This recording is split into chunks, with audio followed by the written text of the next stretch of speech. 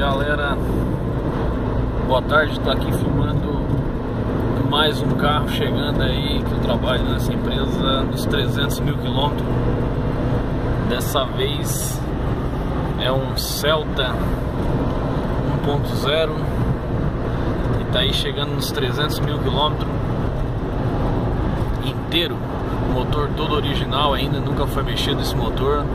Escapamentos original, a embreagem dele é original, os 4 rolamentos de roda são original, suspensão traseira dele é original, a dianteira foi trocada com 230 mil quilômetros, motivo de prevenção mesmo. E o carro tá aí, 299 mil, vai virar 300 mil quilômetros. O único problema mais grave aí que o carro teve foi a substituição da serpentina do ar-condicionado. Foi o serviço mais caro que teve. O resto só troca de óleo, troca de jogo de vela, cabo de vela, os filtros todos, né? Cada 10 mil quilômetros a gente faz a troca de todos os filtros. Virou 300 mil. 300 mil quilômetros, Celta 1.0 2012, modelo 2013.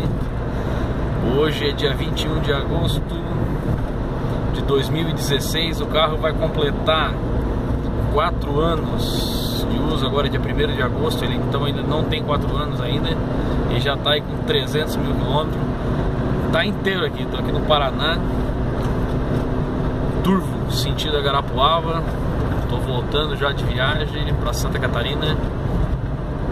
E tá aí o Celtinha, para quem acha que o Celtinha é um carrinho fraco, é um baita carro, é bem forte sim, em relação ao Gol. Os Gol que eu trabalhava anteriormente também virou 300 mil também. Os Gol foi substituído bem mais peça.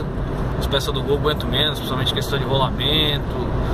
O rolamento do Gol aí aguenta no máximo aí 50, 60 mil quilômetros, tem que estar substituindo. O Gol dava muito problema de bobina, cortava a corrente, problema na bomba.